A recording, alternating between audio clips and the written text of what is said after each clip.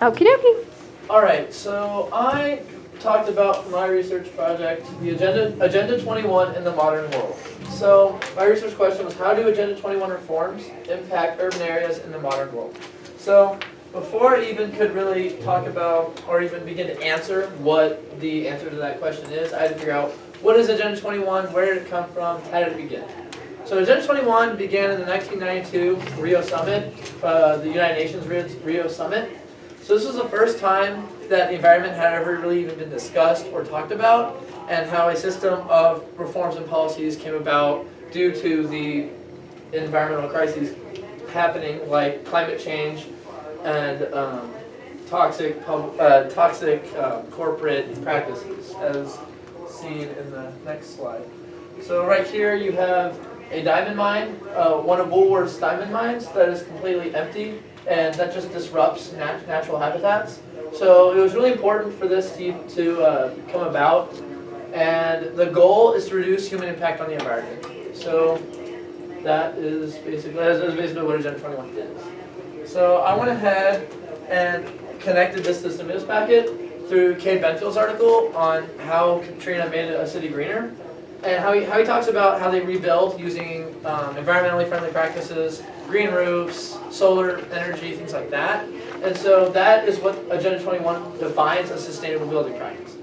And these sustainable building practices are how you combat environmentally unfriendly practices.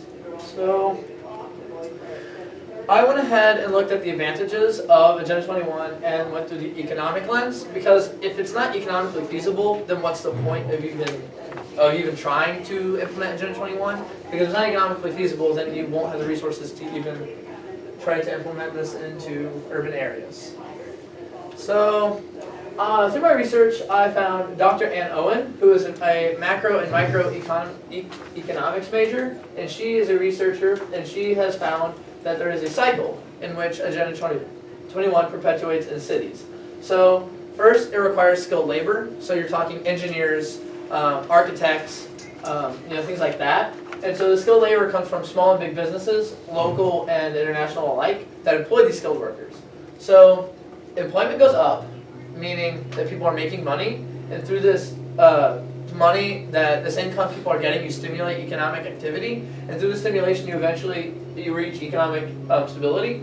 So there's a clear-cut cycle that she has observed through many cities in many countries, and this is supported through Dr. Frick, who she is a renowned civil engineer. She has won international and national degrees for her papers and her thesis and her dissertation, which talk about this process. And she agrees with Ann Owen, and she cites that employment goes down by about 50% in these areas. So we see that in Sweden specifically, and many other countries, like specifically the western coast of the United States of America, like California and Oregon. So that shows that there are, in fact, economic advantages. Now, besides there being economic advantages, there are also factors that limit these economic advantages, and that's how we're going to go about discussing our solution. So our geopolitical are limiting factors. So you have our geography and our political systems that come into play. So first, Dr. Eckerberg, who talks about limiting factors in Sweden. Oh, I knew this was going to happen. So she detailed, she went ahead and got empirical data for her research and talked about these 5 main factors, or 6 main factors that limited the ability to function. So, sorry the percentages are over here. This thing was fixed on the computer. So you find that a lack of time and lack of economic resources are the 2 most important. So you have a 63% people report that the lack of time is what ruins the ability to implement Agenda 21. And the lower parts are local interest and insufficient guidance from national institutions and low degree local political support. So you see that people want this to happen. They agree that this is something that needs to happen, and that it does in fact increase your net benefits of society. So that's where we look at finding our solution, is fixing these two things. So, and then I also looked at Dr. Victor Kvetin. He talks about geographical obstacles, and he specifically notes the Czech Republic, and how when Agenda 21 was implemented there, you have obstacles such as mountains, deserts, that prevent practical implementation. Because if you don't have the ability to grow trees, to be able to irrigate water, then it defeats the entire purpose, because you have to import those things, ruining the entire point of a greener city. So that is what I looked at for the problems against it. So Agenda 21 is great, and it does great things, but there are a couple of viewpoints in which talk about how it can be used. So Dr. Peter Moser is a social scientist who has looked at Germany and the Agenda 21 implementation in Germany and how that affects the ability of an economy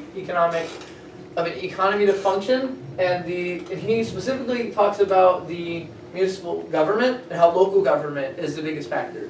He believes that because a weak local government can't carry out these policies and can't efficiently delegate how to run a country or run a city and make sure that people are on top of their ecological practices, then you have a failure of implementation.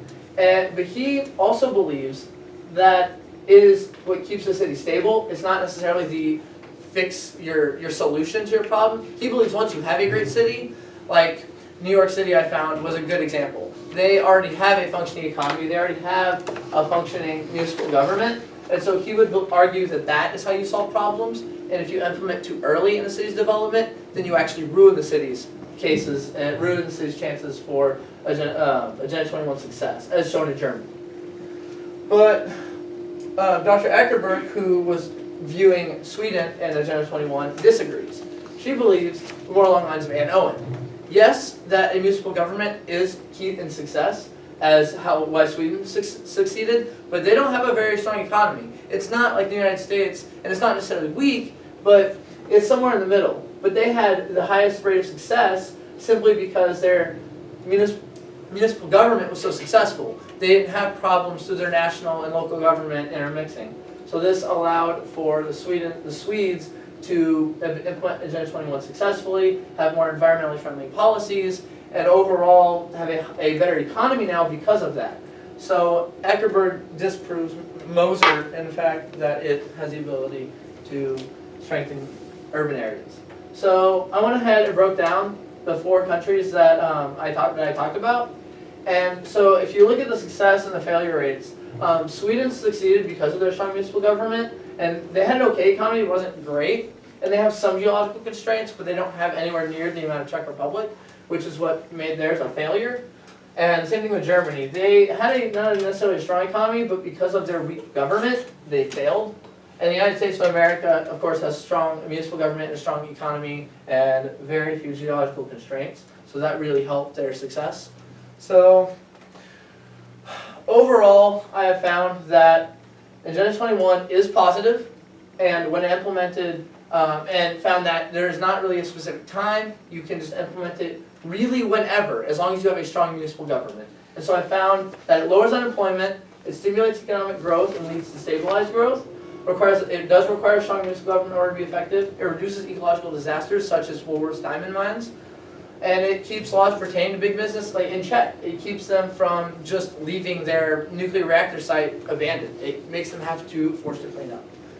So, in conclusion, I have found that Agenda 21 is effective at doing all of these things, but it has a problem with dealing with municipal government systems, because if you don't have a strong municipal government system, you must create a strong one. So to solve this problem, you should make a guide, a general reform and policy list that would strengthen the local government and give them power to not necessarily bypass national government, but be able to incorporate their own ability to enforce laws without just cutting national government out of the picture and making local government too strong. Okay, so, Jacob, I have to stop you there. Sorry, yeah, you're fine. I'll let you get to the end with my questions, hopefully. All right, well, that was it. All right. What might be the real-world implications of your findings? All right. So the real-world implications of Agenda 21, I took a really good example from.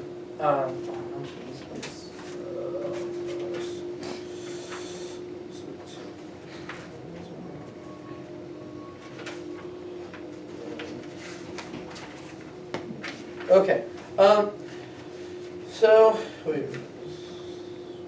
Yeah, all right.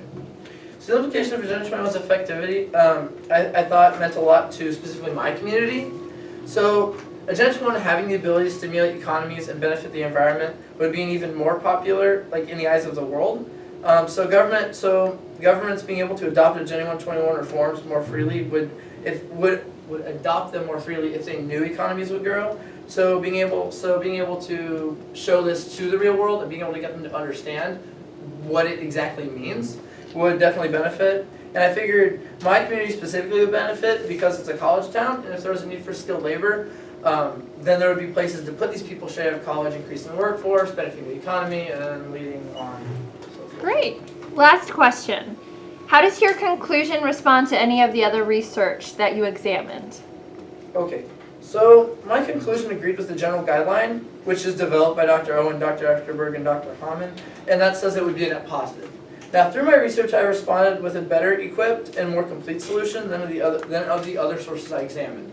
So these doctors didn't necessarily have everything. They had a general guideline, but they didn't talk about both municipal government and then the ability and what to implement. All right. Thank you, Jacob.